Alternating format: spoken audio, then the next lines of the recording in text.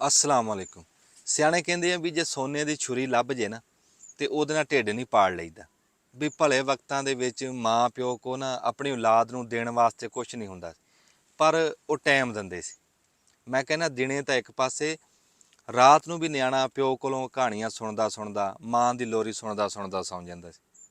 ਹੁਣ ਬੰਦਿਆਂ ਕੋਲ ਪੈਸਾ ਬਾਲਾ, ਜੰਮਦੇ ਨਿਆਣਿਆਂ ਨੂੰ ਗੱਡੀਆਂ ਦਿੱਤੀਆਂ, ਪਰ ਟਾਈਮ ਹੈ ਨਹੀਂ ਦੇਣ ਨੂੰ।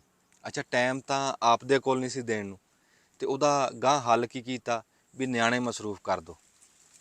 ਐਸਾ ਜ਼ੁਲਮ ਕੀਤਾ ਵੀ ਮਜ਼ਦੂਰਾਂ ਤੋਂ ਬੁਰਾ ਹਾਲ ਆ, ਵੀ ਮਜ਼ਦੂਰ ਵੀ 8 ਘੰਟੇ ਮਜ਼ਦੂਰੀ ਕਰਦਾ, ਅਸੀਂ ਨਿਆਣੇ 14 ਘੰਟੇ ਵਾਸਤੇ ਫਾਇਲ ਆਏ। ਵੀ ਤੜਕੇ ਉੱਠੇ ਮਸੀਤੀ ਚਲੇ ਗਏ, ਉੱਥੋਂ ਆਏ ਸਕੂਲੇ ਘਲਾਤੇ, ਸਕੂਲੋਂ ਆਏ ਟਿਊਸ਼ਨ ਤੇ ਚਲੇ ਗਏ, ਟਿਊਸ਼ਨ ਤੋਂ ਆਏ ਤੇ ਵਰਕ ਹੋਮ ਕੀਤਾ ਤੇ ਵਿਚਾਰੇ ਇਦਾਂ ਹੀ ਸੌਂ ਗਏ। ਅਸੀਂ ਬਚਪਨ ਹੀ ਖੋਹ ਲਿਆ ਉਹਨਾਂ ਤੋਂ, ਉਹਨਾਂ ਦੀਆਂ ਖੇਡਾਂ ਅਸੀਂ ਖੋਹ ਲਈਆਂ। ਸਾਨੂੰ ਦੱਸਦੇ ਆ ਵੜ ਕੇ ਵੀ ਭਲੇ ਵਕਤਾਂ 'ਚ ਸਿਰਫ ਵੱਡੇ ਬੰਦਿਆਂ ਦਾ ਹਸਪਤਾਲ ਹੁੰਦਾ ਸੀ, ਹੁਣ ਨਿਆਣਿਆਂ ਦਾ ਵੱਖਰੇ ਬਣਿਆ ਹੋਇਆ। ਅਸੀਂ ਬਿਮਾਰ ਕਰਤੇ, ਅਸੀਂ ਟੈਨਸ਼ਨ ਦੇ ਦੇ ਕੇ ਨਿਆਣੇ। ਆਪ ਤਾਂ ਕਹਿੰਦੇ ਆ ਜੀ ਅਸੀਂ ਨਿੱਕੇ ਹੁੰਦੇ ਕੋਕਲਾ ਛਪਾਕੀ ਖੇਡਦੇ ਰਹੇ ਹਾਂ, ਗੁੱਲੀ ਡੰਡਾ ਖੇਡਦੇ ਰਹੇ ਹਾਂ, ਬਾਂਦਰ ਕਿੱਲਾ ਖੇਡਦੇ ਰਹੇ, ਤੇ ਉਹ ਵਿਚਾਰੇ ਕੀ ਦੱਸਿਆ ਕਰਨਗੇ ਵੱਡੇ ਹੋ ਕੇ ਵੀ ਅਸੀਂ ਕਿਤਾਬੋ ਕਿਤਾਬੀ ਤੇ ਸਕੂਲੋਂ ਸਕੂਲੀ ਖੇਡਦੇ ਰਹੇ। ਵੀ ਸਿਆਣੇ ਕਹਿੰਦੇ ਆ ਕੋਈ ਤੋਤਾ ਪਿੰਜਰੇ 'ਚ ਲਿਆ ਕੇ ਨਾ ਉਹਨੂੰ ਤੂੰ ਵੰਨ ਪਵੰਨੀ ਚੂਰੀ ਪਾ, ਉਹਨੂੰ ਫਲ ਫਲੂਟ ਖਵਾ, ਤੇ ਪਿੰਜਰਾ ਤੈਨੂੰ ਦਿਸੇ ਹੀ ਨਾ।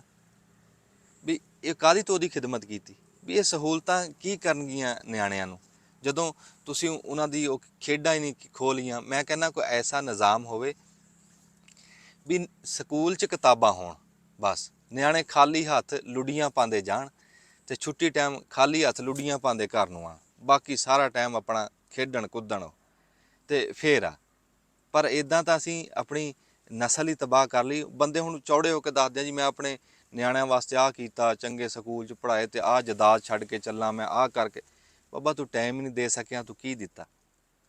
ਉਹ ਜਿੱਦਾਂ ਨਾ ਕੋਈ ਬੰਦਾ ਹਸਪਤਾਲ 'ਚ ਮਰਨ ਲੱਗਿਆ ਤੇ ਕੋਲ ਉਹਦੇ ਨਿਆਣੇ ਖਲੋਤੇ, ਲਾਗੇ ਉਹਦੀ ਜਨਾਨੀ ਬੈਠੀ, ਉਹਨੇ ਵੱਡੇ ਮੁੰਡੇ ਨੂੰ ਸੱਦਿਆ, ਕਹਿੰਦਾ ਵੀ ਪੁੱਤ ਉਹ ਡਿਫੈਂਸ ਵਾਲੇ ਆਖੇ 14 ਬੰਗਲੇ ਤੇਰੇ। ਮੁੜ ਕੇ ਨਿੱਕੇ ਨੂੰ ਸੱਦਿਆ, ਕਹਿੰਦਾ ਉਹ DHA ਵਾਲੀਆਂ 14 ਕੋਠੀਆਂ ਤੇਰੀ। ਉਹ ਲਾਗੇ ਨਰਸ ਖਲੋਤੀ ਸੁਣੇ ਤੇ ਉਹ ਕਹਿੰਦੀ ਵੀ ਤੁਸੀਂ ਕਿੰਨੇ ਭਾਗਾਂ ਵਾਲੇ ਆ, ਵੀ ਤੁਹਾਡਾ ਪਿਓ ਤੁਹਾਡੇ ਵਾਸਤੇ ਕਿੰਨੀ ਜਾਇਦਾਦ ਛੱਡ ਕੇ ਚੱਲਿਆ। ਤੇ ਉਹਦੀ ਜਨਾਨੀ ਲਾਗੇ ਬੈਠੀ ਮੂੰਹ ਸੰਵਾਰ ਕੇ ਕਹਿੰਦੀ ਆ ਕਿ ਹਾਂ ਜਾਇਦਾਦ ਛੱਡ ਕੇ ਚੱਲਿਆ, ਇਹ ਦੁੱਧ ਹੀ ਆ ਕਿ ਉਹ ਦੁੱਧ ਵਾਲੇ ਘਰ ਵੰਡ ਰਿਹਾ।